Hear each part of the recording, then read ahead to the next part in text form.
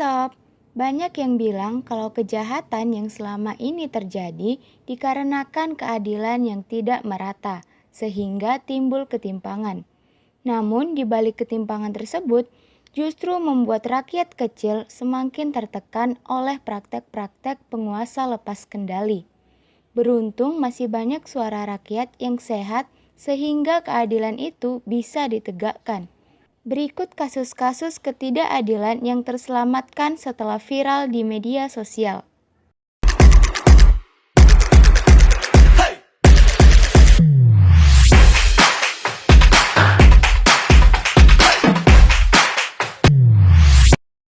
Nomor pemesan miras itu menunjukkan nama FSA dan Bribda R. Driver ojol. Seorang driver ojol ditangkap polisi saat mengantar pesanan pelanggan. Tanpa diketahui, ternyata barang pesanan yang disita polisi adalah berupa paket minuman keras. Atas kejadian itu, driver ojol dijadikan tersangka dengan tuduhan pasal 204 KUHP dan harus wajib lapor. Selain itu, driver ojol mengalami kerugian uang sebesar Rp375.000. Kisah ini diunggah di media sosial. Banyak respon yang datang dari warganet, termasuk melacak nomor pemesan lewat aplikasi pelacak kontak. Sungguh mengejutkan, ternyata pemesanan miras tersebut adalah seorang oknum polisi. Beruntung driver ojol akhirnya dibebaskan setelah kasus ini viral. Tapi bagaimana nasibnya jika ojol tersebut tidak memviralkannya? Mungkin bisa apes nasibnya kan? Raffio Patra.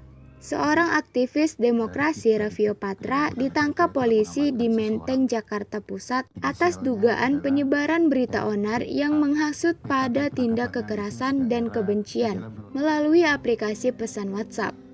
Kepolisian menilai pesan singkat itu telah meresahkan masyarakat sehingga polisi langsung melacak pemilik nomor WhatsApp yang menyebarkan pesan bernada provokatif tersebut.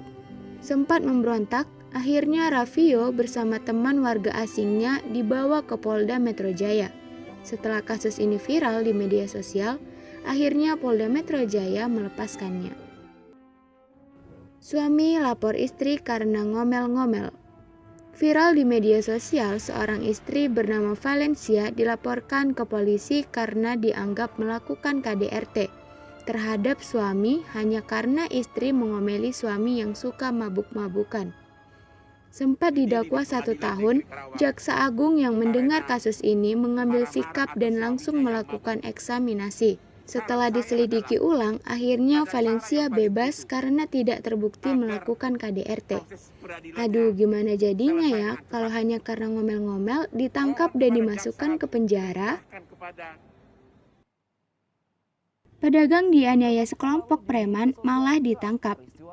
Terjadi penganiayaan preman terhadap seorang ibu pedagang di Pasar Gembir, Percut, Seituan, Medan.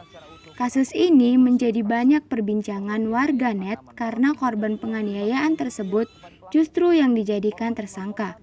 Atas kasus viral yang terjadi ini, Mabes Polri angkat bicara dan mencopot jabatan Kanit Resintel Percut Seituan lantaran ditemukan kinerja yang tidak profesional sekaligus mencabut status tersangka korban. Sementara 2 preman penganiaya telah diproses di Polda Sumut. Demikian kasus penyelamatan korban yang terjadi setelah berita viral di media sosial.